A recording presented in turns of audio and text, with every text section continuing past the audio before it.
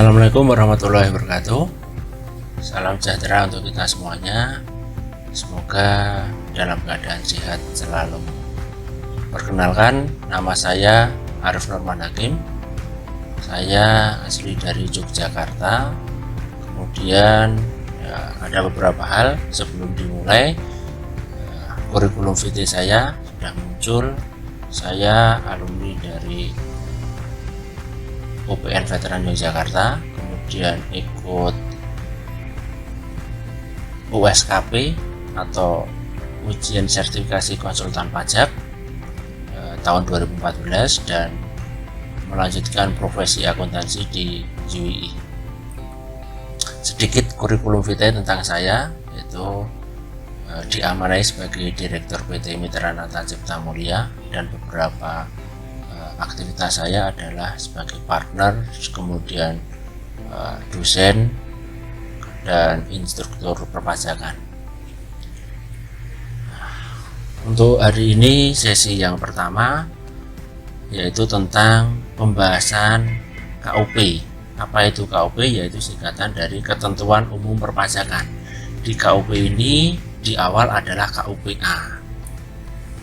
Pembahasan di KUP itu adalah umum. Jadi kalau buah itu seperti kulitnya. Jadi saat nanti kita mau memulai usaha, kita sudah mempunyai usaha, kemudian usahanya apa saja, terus saya sebagai karyawan, saya sebagai bentuk usaha yang lainnya, badan dan yang lainnya, itu akan ada pembahasan detail di sini. Jadi kita akan mengawali KUPA ini dengan mempelajari perpajakan lebih umum. Yang pertama adalah pajak. Apa itu pajak? Pajak adalah kontribusi wajib kepada negara yang terutang oleh orang pribadi atau badan yang bersifat memaksa berdasarkan undang-undang dengan tidak mendapatkan imbalan secara langsung dan digunakan untuk keperluan negara bagi sebesar-besarnya kemakmuran rakyat. Nah, ini arti dari pajak. Di KUP ini kita akan mempelajari berbagai hal, yaitu tentang jenis-jenis perpajakan. Nah, di Indonesia dibagi dua pajak itu, ada pajak pusat sama pajak daerah. Nah, untuk di brevet kita akan mempelajari tentang pajak pusat. Pajak pusat terdiri dari pajak penghasilan, pajak PPN dan PPNBM, biaya materai, PBB selain perkotaan atau pedesaan, itu pertambangan dan perkebunan. Ada juga nanti pajak daerah, tapi pajak daerah ini untuk wawasan umum saja. Nah, lihat, perhatikan di pajak penghasilan di item nanti banyak sekali yang akan kita pahami di ketentuan umum perpajakan. Nanti ada juga yang pajak penghasilan membahas tentang PPh pasal 21, contohnya soal gaji, PPh pasal 22, PPh pasal 23, PPh pasal 24, 25, 26, PPh final dan PPh yang lainnya. Ini nanti kita akan bahas di seluruh brevet, di seluruh pelatihan perpajakan. Sebagai wajib pajak di kewajiban pajak umum, kita hidup selalu bahasanya adalah ada urusannya atau mempunyai hubungan dengan pajak. Sebagai pegawai kita digaji atau menggaji. Nah, sebagai customer menjual, sebagai supplier barang, sebagai supplier jasa, kreditur, persero, nah kita dapat dividen dan yang lainnya. Kita hubungannya selalu dengan perpajakan. Pasti hidup kita itu tidak jauh-jauh dari perpajakan. Makanya kita harus tahu, harus paham, harus detail sekali untuk mempelajari tentang pajak. Bahkan ada di BPN itu ada yang namanya membangun sendiri bangunan. Itu apa? PPN KMS. Jadi kita membangun rumah, membangun bangunan, kalau luasannya di atas 200 meter persegi, Nah, 200 meter persegi ke atas itu dikenakan PPN KMS, jadi harus tahu. Nah, apalagi kalau kita sudah ada PKP. Nah, PKP itu pengusaha kena pajak. Nanti ada pembahasan selanjutnya. Itu menjual aktiva tetap yang kita miliki, itu juga akan dikenakan PPN. Makanya aktivitas keseharian kita itu selalu berhubungan dengan perpajakan. Nah, agar kewajiban pajak bisa dilakukan, yang pertama adalah kita paham tentang NPWP. Apa itu NPWP? Nomor pokok wajib pajak. Itu untuk mengetahui atau mendeteksi PPh. Apa itu PPh? Pajak penghasilan. Jadi di klausul-klausul nanti ada banyak sekali singkatan-singkatan. PPh, pajak penghasilan, NPWP, nomor pokok wajib pajak. Itu untuk apa? Untuk mengetahui kita itu sudah mempunyai wajib dikenai pajak atau belum, wajib melakukan perpajakan atau belum. Itu harus mempunyai yang namanya nomor pokok wajib pajak. Yang kedua yang tadi saya utarakan di awal, yaitu tentang pengusaha kena pajak atau disingkat dengan PKP. Nah, itu hubungannya dengan PPN. Apa itu PPN? Pajak pertambahan nilai. Umumnya dasarnya adalah untuk wajib menjadi PKP, kalau wajibnya yaitu kalau usaha kita sudah mencapai 4,8 miliar dalam 1 tahun pajak. Tetapi itu pilihan. Seumpama kita bertransaksi contohnya dengan bendahara pemerintah, itu wajib mengeluarkan faktur pajak, ya kita harus mendaftarkan diri menjadi PKP meskipun omsetnya masih di bawah 4,8 miliar dalam 1 tahun pajak. Tetapi kalau dalam 1 tahun pajak itu sudah mencapai 4,8 miliar, itu wajib. Nah, selanjutnya adalah fungsi dari NPWP dan PKP. Fungsi NPWP atau PKP yang pertama adalah tanda pengenal diri atau identitas wajib pajak. Nah, ini digunakan apa? NPWP itu untuk administrasi perpajakan. Selanjutnya yang kedua, dalam melaksanakan hak dan kewajiban perpajakan itu harus jelas ada NPWP atau PKP-nya. Nah, yang ketiga, ketertiban pembayaran pajak dan pengawasan administrasi perpajakan juga untuk mendapatkan pelayanan dari instansi tertentu. Jadi bahasanya adalah kalau dirangkum dalam satu kalimat, tanda pengenal diri atau identitas wajib pajak dalam melaksanakan hak dan kewajiban perpajakan, untuk ketertiban pembayaran pajak dan pengawasan administrasi perpajakan dalam hal pelayanan dari instansi tertentu. Jadi kita dalam mendapatkan pelayanan di berbagai instansi biasanya sudah ditanyakan administrasinya punya NPWP atau enggak. Kalau administrasi umum biasanya pemerintahan pakai NIK atau pakai KTP. Dalam hal perpajakan kita selain mempunyai NIK, kita juga harus mempunyai NPWP atau PKP. Biar apa? Biar tahu nanti kita itu subjek pajak, objek pajak, punya identitas atau tidak. Nah, NPWP atau PKP inilah yang sebagai tanda pengenal diri. Selanjutnya adalah kita harus tahu. Kalau tadi tahu arti pajak itu seperti apa, kita sekarang harus memahami definisi wajib pajak. Definisi wajib pajak adalah orang pribadi atau badan. Perhatikan, orang pribadi atau badan, meliputi pembayar pajak, pemotong pajak, dan pemungut pajak yang mempunyai hak dan kewajiban perpajakan sesuai dengan ketentuan peraturan perundang-undangan perpajakan. Garis bawah yang paling tebal adalah orang pribadi atau badan, jadi itu wajib pajak. Selanjutnya, definisi dari NPWP adalah nomor yang diberikan kepada wajib pajak sebagai sarana dalam administrasi perpajakan yang dipergunakan sebagai tanda pengenal diri atau identitas wajib pajak dalam melaksanakan hak dan kewajiban perpajakan seperti di awal tadi.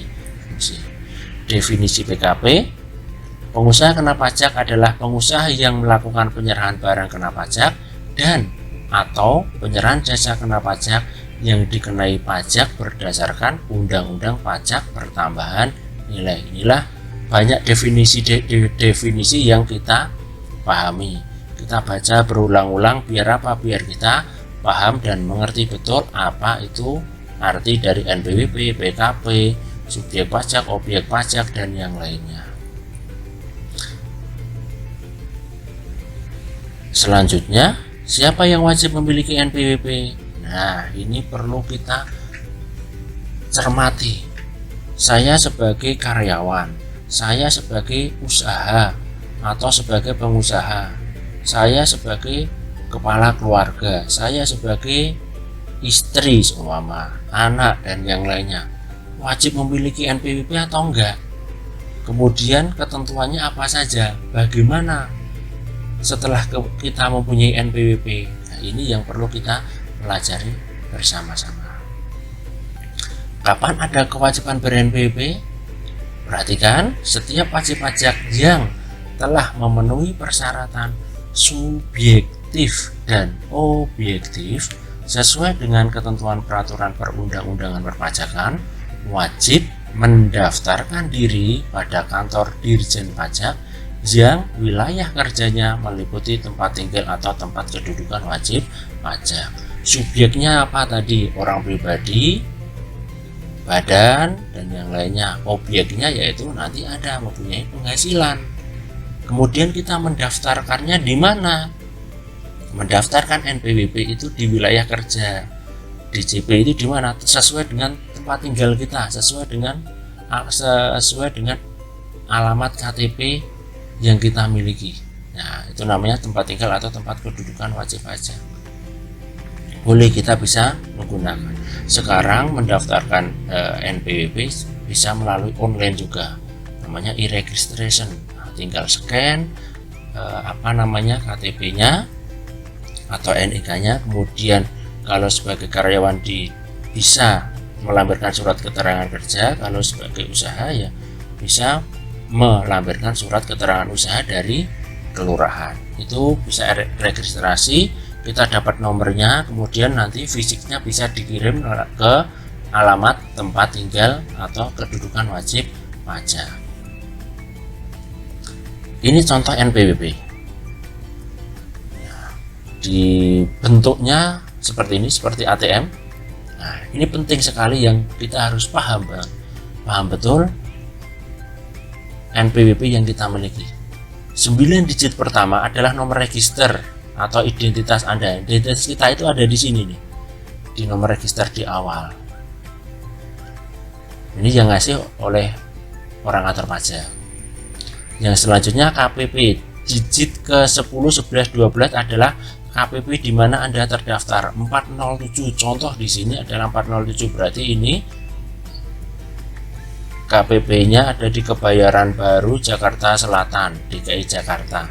Status, 3 digit terakhir adalah status Anda, status suami atau istri, atau kalau di badan pusat atau cabang. Nah, ini ada nanti beberapa hal yang muncul di kartu NPWP. Yang penting ada nomornya, ada nama kita, kemudian juga ada alamat.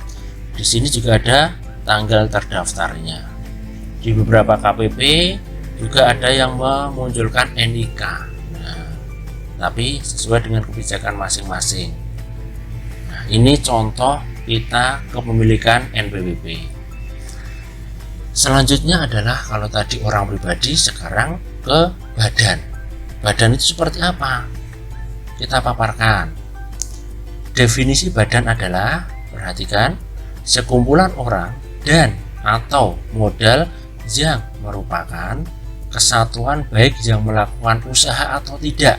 Perhatikan nih, yang melakukan usaha atau tidak, tapi bahasanya adalah sekumpulan orang.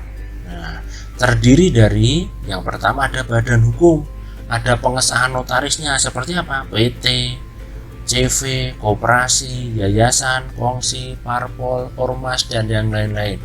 Itu kalau ada, itu yang ada pengesahan notarisnya, itu disebut badan. PT CV itu kan berdiri tidak hanya sendiri saja, tidak hanya saya saja, tapi perkumpulan setidaknya 2 orang atau lebih. Nah, yang kedua adalah badan lainnya tanpa ada pengesahan. Bentuk kerjasama 2 atau lebih orang untuk membuat usaha atau kegiatan. Nah, seumpama saya dengan si B membuat usaha, membuat kerjasama, itu sudah disebut yang namanya badan. Kalau saya menggerakkan atau usaha sendiri atas diri saya sendiri, itu orang pribadi. Tetapi kalau saya kerjasama dengan si B tadi, ya kan 2 orang atau lebih, ya itu sudah dinamakan badan. Ketentuannya apa? Yang membedakan apa? Kewajiban NPWP badan sejak berdiri atau usaha atau kegiatan dilakukan. Jadi yang membedakan nanti ada jelas. Nanti di awal tadi saya sudah menyampaikan penghasilan itu dilihat dari mana, subjeknya dilihat dari apa. Subjek kan ada orang pribadi, ada badan. Orang pribadi nanti akan dilihat penghasilannya dari apa saja. Nah, kalau badan yang menentukan adalah ini, kapan wajibnya ber-NPWP, sejak berdiri, usaha sudah jalan atau belum. Kalau namanya badan harus mendaftarkan diri memiliki NPWP. Nah, itu yang perlu ditegaskan. Apapun usaha kita, yang namanya usaha sudah digarisbawahi di sini, badan mau usahanya sudah jalan atau belum, wajib ber-NPWP.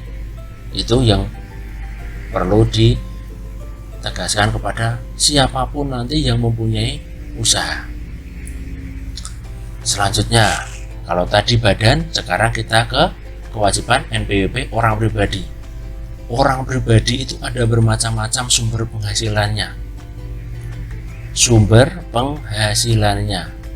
Berarti kita akan menilik kepada diri kita sendiri atau kepada orang lain. Kalau ditanya, hei si A, pekerjaanmu apa? Karyawan. Nah, itu kalau menjawab karyawan berarti wajib ber-NPWP atau belum. Nah, bahasanya adalah lihat sumber penghasilannya dari apa? Pekerjaan. Kalau pekerjaannya penghasilannya sudah melebihi PTKP, nah apalagi itu PTKP, nanti bahas selanjutnya. PTKP penghasilan tidak kena pajak, gajinya lebih dari PTKP wajib ber-NPWP. Ditanya lagi, hei si A, kamu usahanya apa atau pekerjaannya apa? Saya mempunyai swalayan. Nah, swalayan berarti harus ber-NPWP atau enggak? Ya wajib, karena usaha. Kita bahas satu-satu. Sumber penghasilan itu dari usaha yang pertama.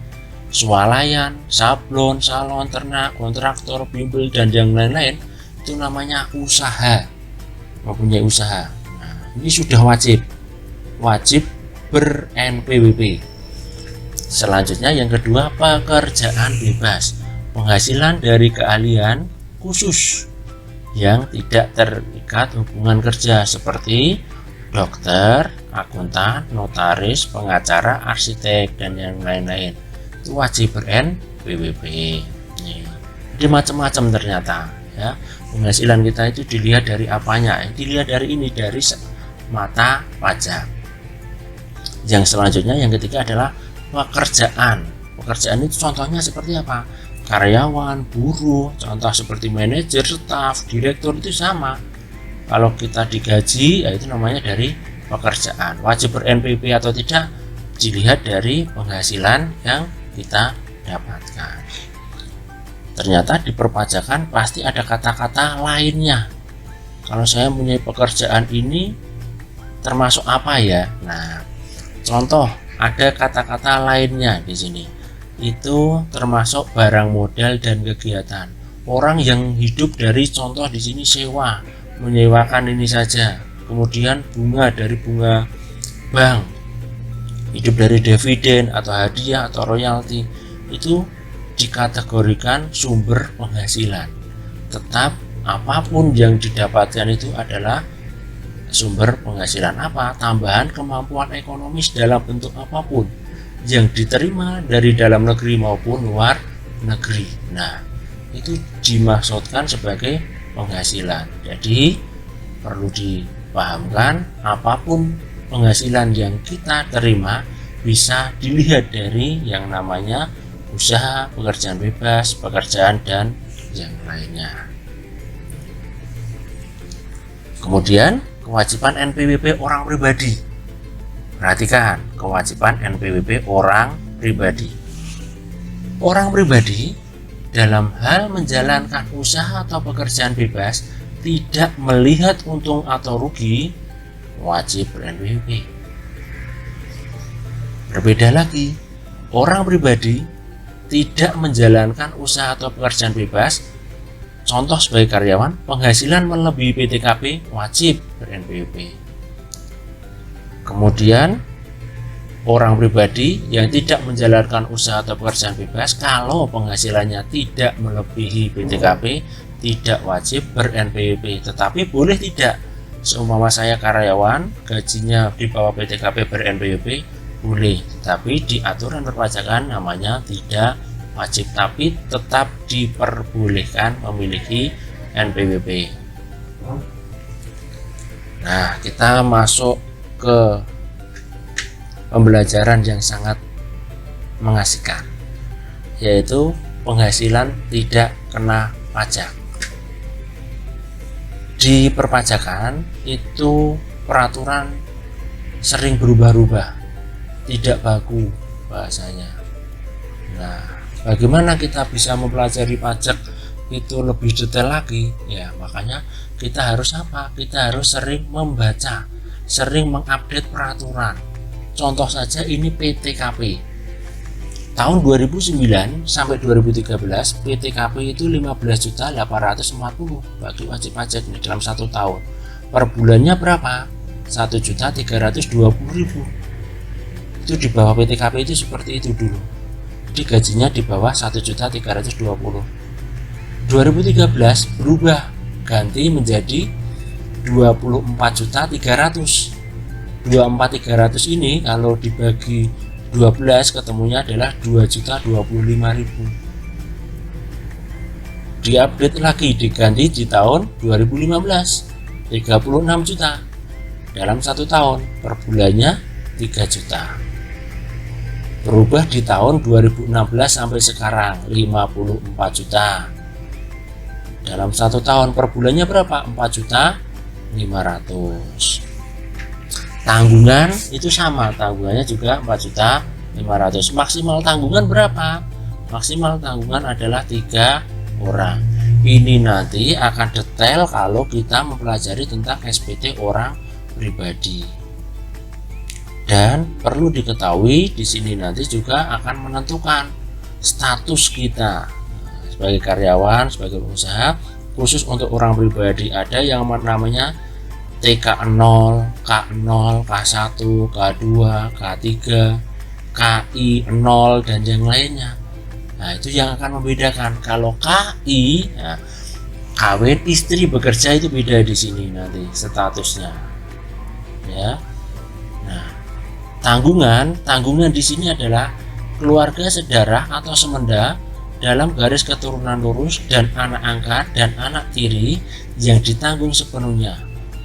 Keluarga semenda dalam garis keturunan lurus adalah hubungan wajib pajak dengan keluarga yang menjadi tanggungan sepenuhnya, misalnya orang tua, mertua, anak kandung, atau anak angkat. Nah, ini yang harus kita pelajari bersama. Yang boleh ditanggung itu siapa saja. Seumpama orang tua, yaitu bagi orang tua yang tidak memiliki memiliki penghasilan, dibuktikan dengan apa? Dibuktikan dengan surat keterangan dari kelurahan. Jadi kita itu boleh menanggung bagi yang tidak mempunyai penghasilan. Kemudian penghasilan istri yang digabung itu bagaimana?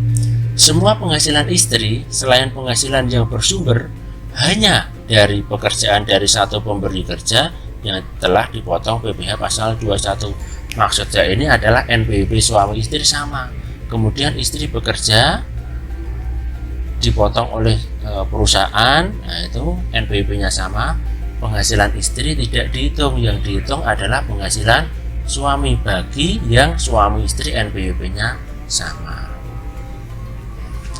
Selanjutnya, di mana mendaftar orang pribadi? Itu KPP yang mewilayahi tempat tinggal domisili sesuai KTP. Contoh saya tadi menjelaskan saya aslinya adalah Sleman. Di KPP Sleman berarti saya mendaftarkan NPWP sesuai KTP saya Sleman atau tempat usaha. Kemudian badan. Kalau badan yaitu KPP yang mewilayahi yaitu tempat kedudukan atau pendirian tempat usaha atau cabang.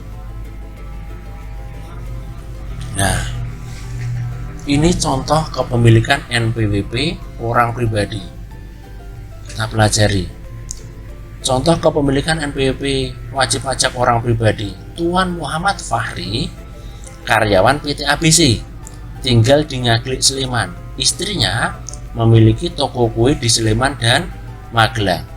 Yang perlu dipertegas adalah Muhammad Fahri karyawan, tinggal di Sleman.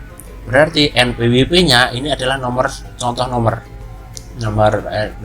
pokok wajib pajak 081234567542. Kenapa muncul 542? Karena Fahri adalah orang Sleman, berarti 542.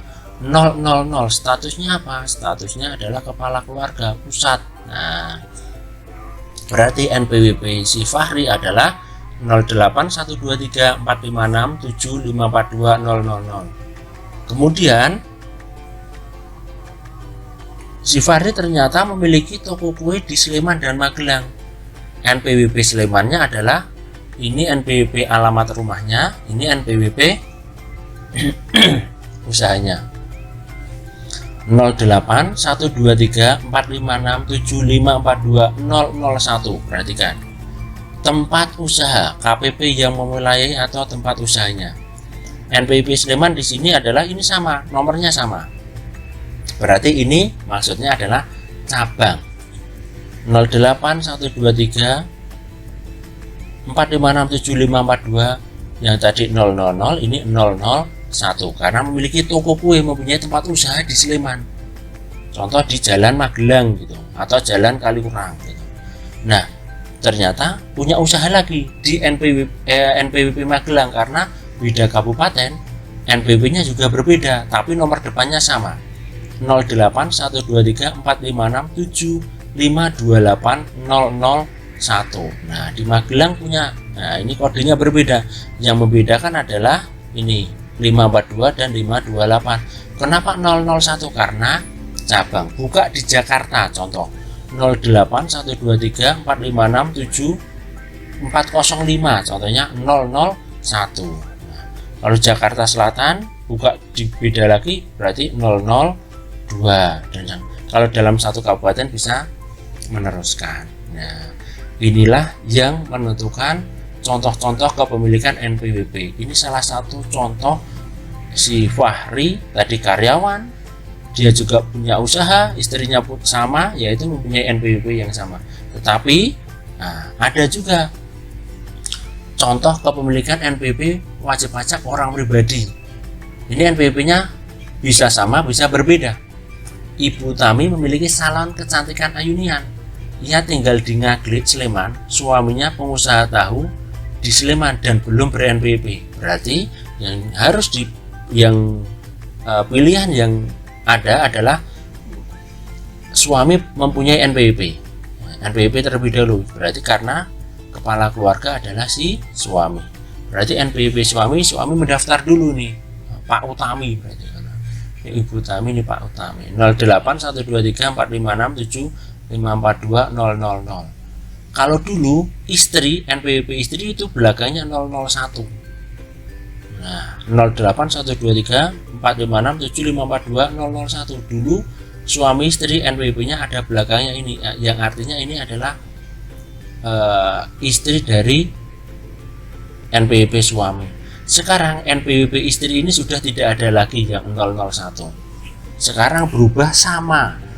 Suami istri 08123456754200. Suami istri NPWP-nya sama. Yang membedakan adalah contoh suaminya Ibu Utami adalah Ali, jadi NPWP-nya si Ali nanti Ali. Ya, tadi ada nomornya, kemudian 08123456754200. Sekarang kalau Bu Utami mau nyetak bagaimana? Kalau mau mencetak berarti mencetak NPWP, nomornya sama dengan nomornya Ali. Ali nanti munculnya adalah NPWP, nomornya muncul, kemudian namanya adalah Ali garis miring Utami dalam kurung istri. Itu bagi yang NPWP-nya suami istri sama. Tetapi contoh Bu Utami memilih mempunyai NPWP sendiri, boleh nggak? Berbeda dengan si suami, boleh. Nah, kalau istri bisa atau meminta NPWP sendiri, NPWP-nya berbeda dengan si suami tadi, Tuan Ali tadi. Kalau Tuan Ali 08123, nah NPWP-nya istri berbeda 08888 ini. Ini nomor NPWP yang ngasih dari kantor pajak. Jadi istri mempunyai wewenang atau kewenangan bareng NPWP-nya atau sama dengan suami atau memilih NPWP sendiri.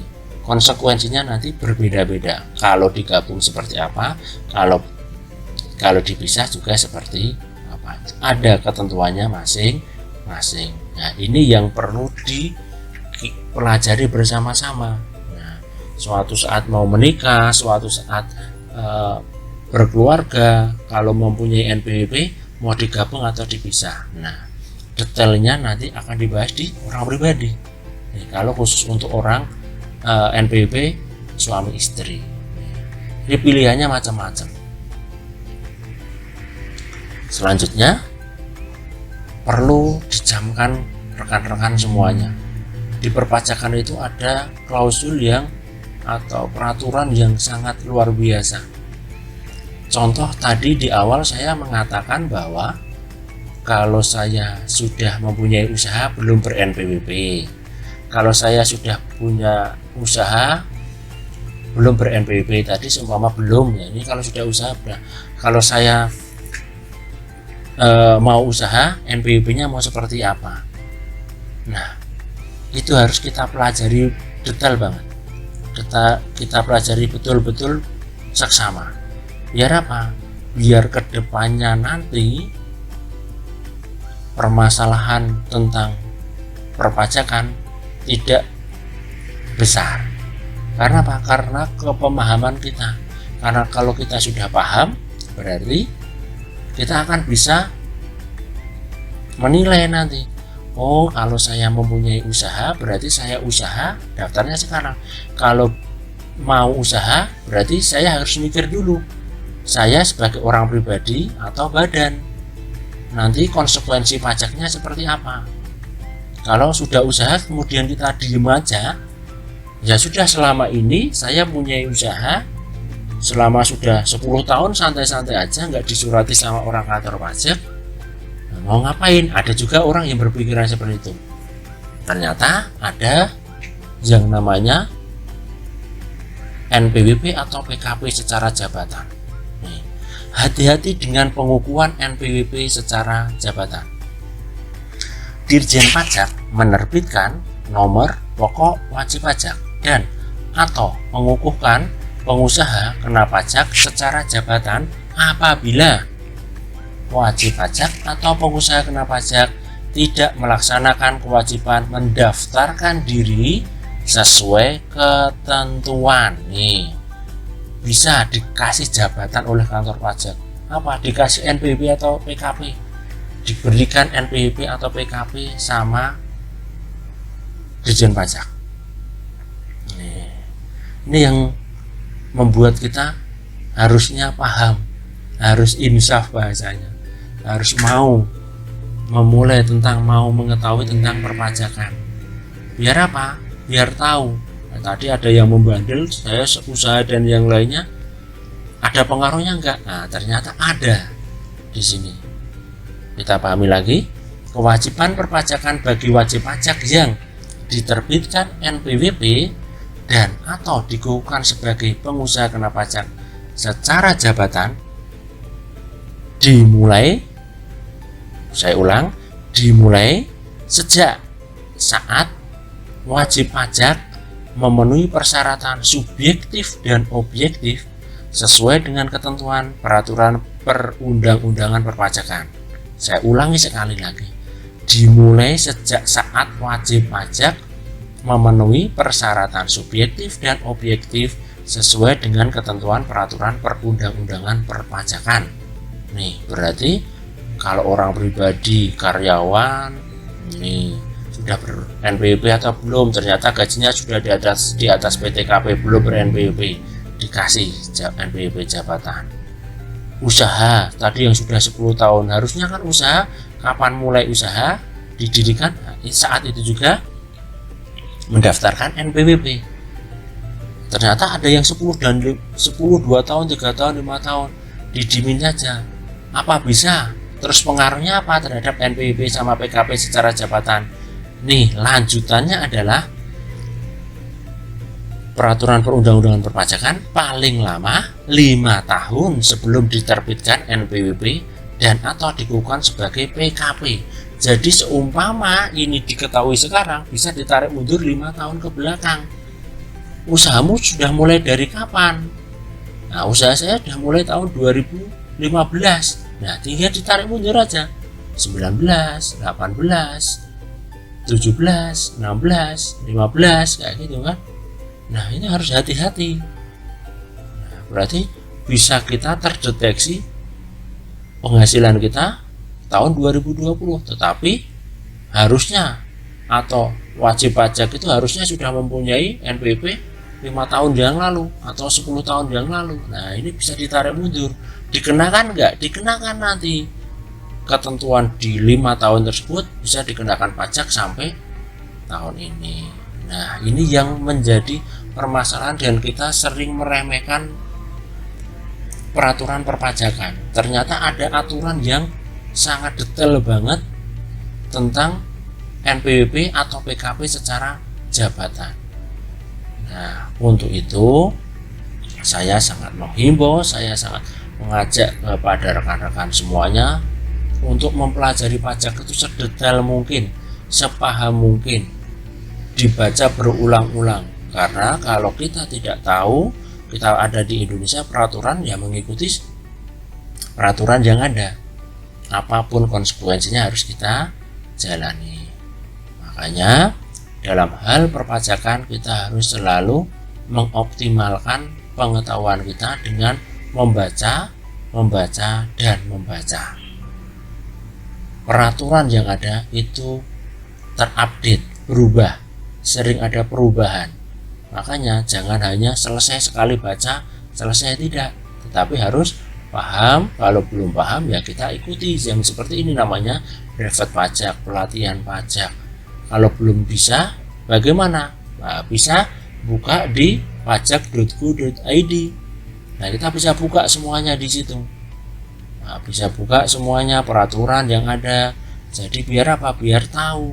Oh, ternyata ada peraturan perubahan. Kalau masih kurang, ya buka. Ada di YouTube kan banyak banget tuh. Kemarin ada dari Dirjen Pajak juga ada. Di Sharing MNCO juga ada. Itu bisa dilihat-lihat. Oh, ternyata peraturan pajak itu ada. Sekarang kan milenial itu banyak, masih mungkin banyak yang jarang buka buku. Nah, makanya buka YouTube. Nah, kita belajar dari YouTube juga bisa karena sudah banyak share yang ada di situ. Terima kasih. Mungkin itu dari saya untuk sesi yang pertama ini di ketentuan umum perpajakan. Sekali lagi kita lebih perbanyak membaca, ya, mengupdate peraturan supaya kita paham tentang peraturan perpajakan. Terima kasih. Sekian. Assalamualaikum warahmatullahi wabarakatuh.